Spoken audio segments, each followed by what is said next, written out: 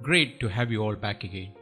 This is our fourth session on data visualization, and we encourage all to watch the previous session so that you will follow the content thoroughly. Through these sessions, we are practically sharing your tips, and specifically in this session, we are going to learn how to hook the audience to the content you are presenting. Before we continue, we want to introduce who we are. We are a group of professionals with more than 20 years of experience in data preparation, analysis, and presentation. Our passion is to educate all to communicate through visual and make an impressive presentation to your audience. In the upcoming sessions, we'll be covering various tips, how to use various elements where you can practically apply them and transform you to a powerful storyteller and data visualizer. Our vision is to democratize the art of data communication for all and everyday people. We believe the more everyone understands how to comprehend data that is presented to them, the better off we will be. But this also means that anyone communicating with data better be proficient in this art.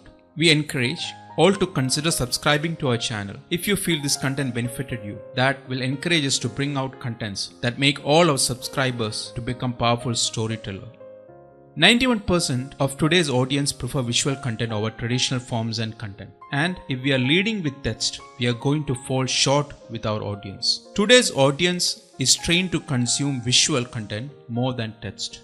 It's reported that average attention span of today's consumer is 5 seconds long.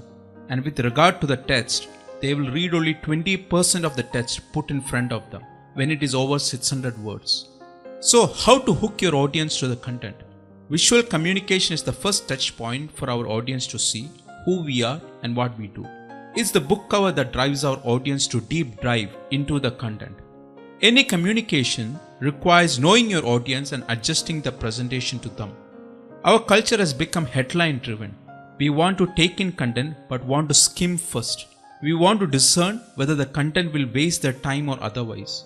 So the people will look at the headline first and then often at the image to help explain the headline.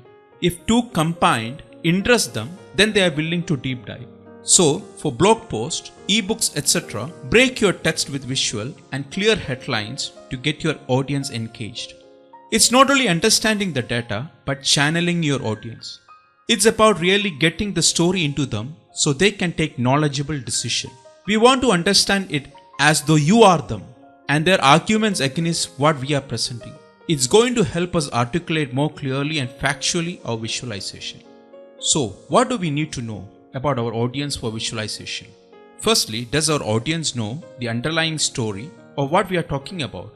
Our audience comes from certain place of the world. It affects their language, it affects their perspective, it affects their context, and the culture influences the narrative. We need to understand the audience level of expertise. If you are creating a project that's for people who are experts in industry, we need to approach in one way. Less context, less hand-holding, maybe even use a different language, different types of words. If our audience isn't quite as informed on the subject, we are going to provide more background information, more hand-holding. Fourthly, accessibility. How to address color blindness? Do you know 3% of the people are colorblind? Fifthly, are we sharing information to change minds or simply to provide the truth? It's good to understand because it might affect how deeply you dive and how much interactivity you provide. And finally, what action you want your audience to take. So, keep our audience in the top of the mind when making the visual. Also, when we are producing text-heavy content for a viewer, be it offline or online, consider breaking up the content with visuals throughout, making the content easier to digest and comprehend. In visualization, there is a product called visual storytelling.